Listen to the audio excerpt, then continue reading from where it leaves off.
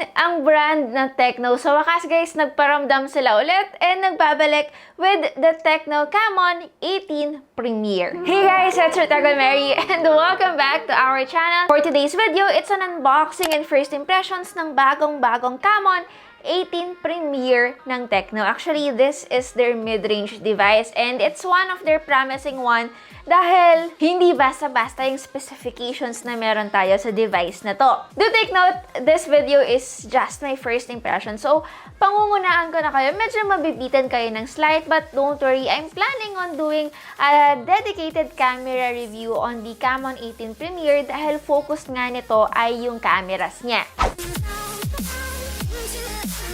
Yung packaging natin ng Camon 18 Premier looks very familiar dahil nga ito naman na rin yung ginamit nila from their previous Camon smartphones. As you'd notice, meron tayong NFC na parang sticker sa box. So expect that the smartphone comes with an NFC feature. Also, may surprise ako sa dulo so huwag kayong aalis. Dalawa sa nilulook forward ko dito sa Camon 18 Premier guys is yung kanyang 60 times hyper zoom and of course the gimbal camera. Ito yung dalawang features na meron nitong mid-range device na to na sa tingin ko is very unique para sa kanya.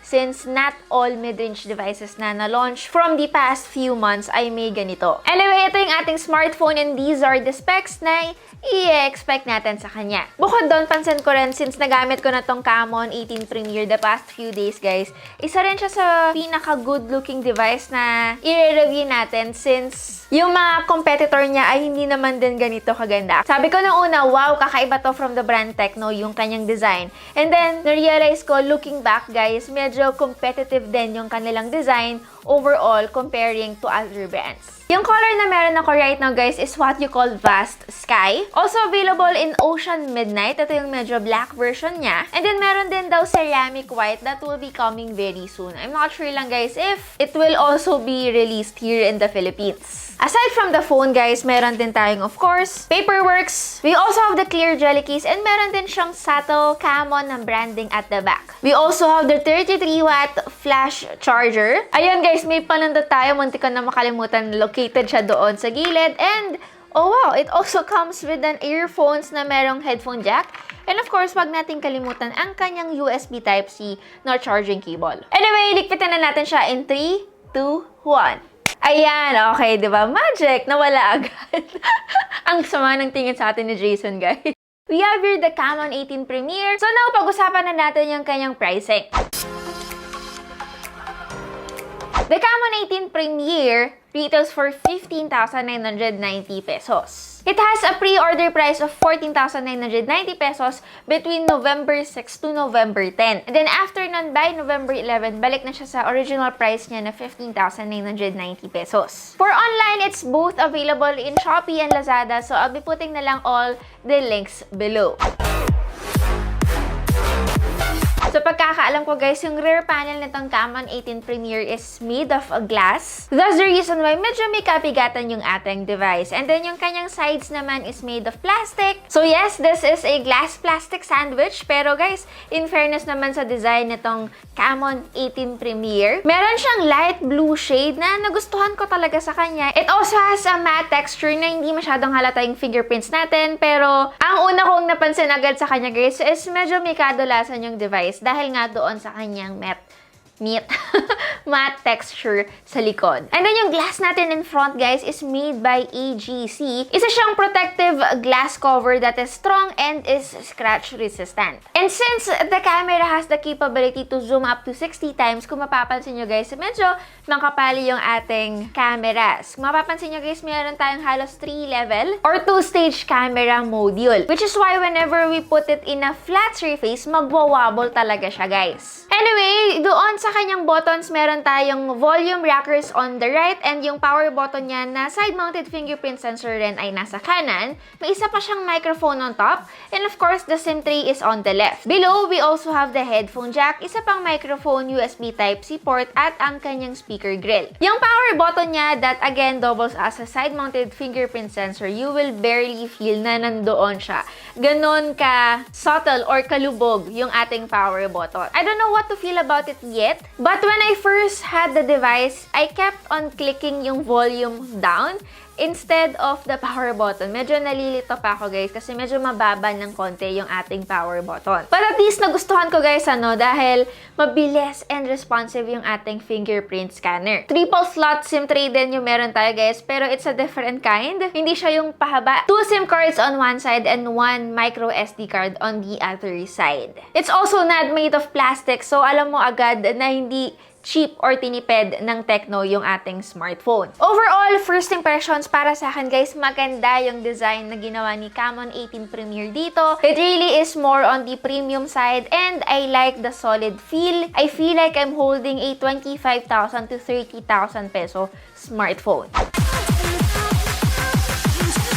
Anyway, let's talk about yung kanyang display. Actually, isa to sa pinagmamalaki rin ng TECNO dahil doon sa kanyang 120Hz refresh rate and AMOLED display. To be specific, yung size ng ating display ay 6.7 inches na merong 1080 by 24 pixels resolution. In fairness naman sa display nitong TECNO Camon 18 Premier guys, yung bezels natin is not too thick and yung colors natin are indeed very vibrant. You will rarely see a 15,000 peso smartphone na merong 120Hz refresh rate at AMOLED display pa. It is good for consuming media, although baka lang mag-expect kayo that the Camon 18 Premier support HDR10. It doesn't, pero I'd rather get 120Hz plus AMOLED display kaysa naman IPS LCD display tapos HDR10. Speaking of consuming media guys, mono speaker lang yung meron sa Camon 18 Premier. Ito lang yung medyo nakikita kong slight drawback sa smartphone na ito.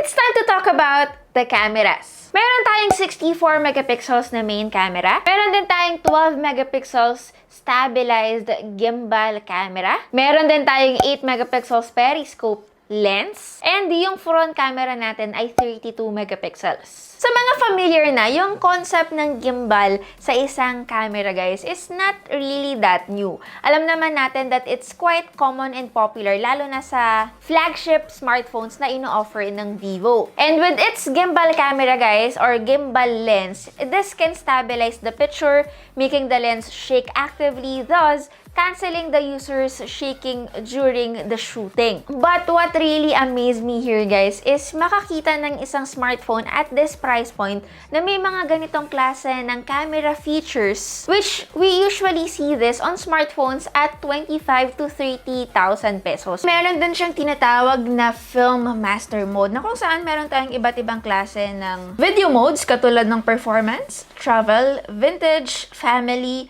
street, beats, sport, and party. Here's a quick sample video of the vintage film master mode.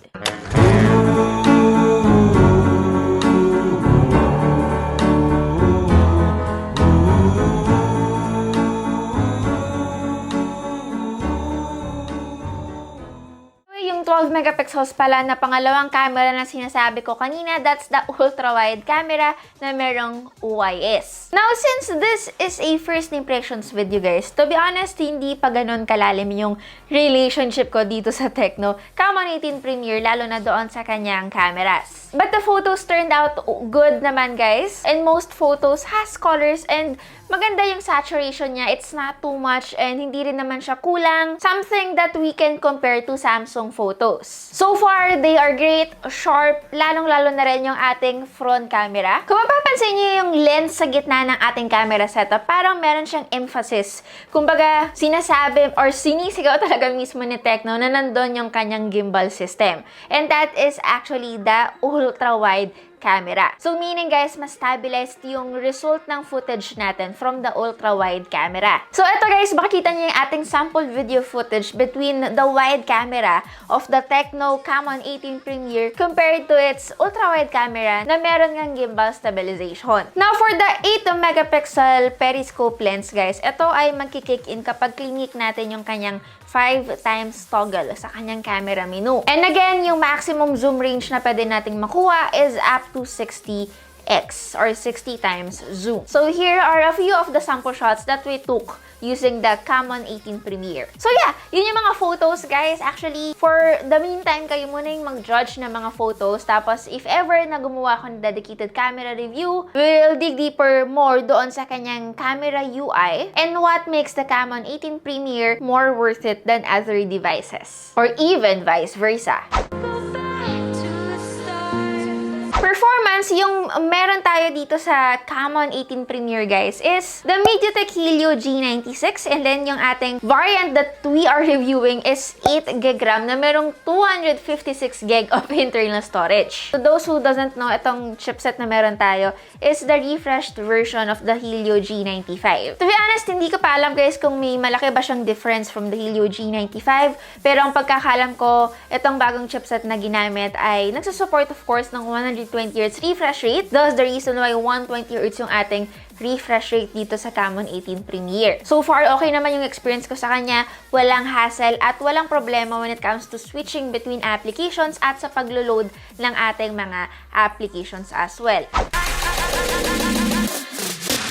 And lastly, meron siyang 4,750 mAh and capable to be charged hanggang 33 watt of fast charging. Since 33 watt fast charging naman siya, guys, I took my time to actually try it para naman may mailatag ako sa inyo dito sa ating video. We were able to fully charge the Camon 18 Premier in 68 minutes. So just a little over an hour. Honestly, yung skin na meron tayo sa kanya, which is the High OS 8, is so much better than I last saw it. Mas refined and mas malinis na siya ngayon. Just like some of the smartphones that we've seen, meron tayong dalawang swipe down menu. Meron tayong control panel sa kanan and of course notifications on the left. Medyo hawig doon sa MIUI. Although, ayun nga lang, di maiiwasan yung bloatware, pero ang kinagusto ko dito, guys, wala siyang ads. So far ha, sa experience ko, wala pa ako nakakita sa kanya. So, okay to. Anyway, para sa ating first impressions, para sa kanyang design, even the build quality, ito talaga yung isa sa pinaka nagustuhan ko sa kanya. Hindi siya mahirap i-recommend para sa inyo. Design pa lang, guys, hindi kayo talo. Aside from that, the cameras here are very competitive. Although, saglit ko pa lang silang natatry, nakikita ko na may potential talaga sila. Now, before we end the video again, meron nga tayong giveaway, which is the Camon 18 Premier. Madali lang naman yung ating mechanics. Unang-una is, of course, share this video mismo, guys, on Facebook, or kung wala man kayong Facebook, pwede rin namang sa Twitter. Make sure na naka-public yung inyong post para madali siyang mahanap. Huwag natin kalimutan gamitin yung hashtags na family and hashtag Camon18series. Of course, don't forget na rin to follow my social media accounts. Kasama naman ito, guys, para naman din updated kayo at hindi na rin tayo magtanong kung sinong nanalo sa mga giveaways that I post. So yeah, that's basically it. Again, it's Ritagan Mary and see you on our next video. Bye, guys!